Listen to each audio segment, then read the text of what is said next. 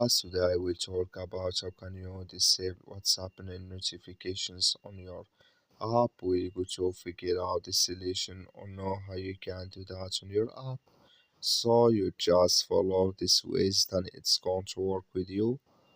All you have to do inverse, you just go down, click in this sign down here, just click on it. So then it's going to take you to your profile. It's going to show for you like this here. Then you go down, just keep going down here. You click here on what's happening here, just click on it. So then it's going to take you to this list here. You come to show notifications, clicking this sign or this color. Like you see color, it's gone. That's means show notifications disable with us now.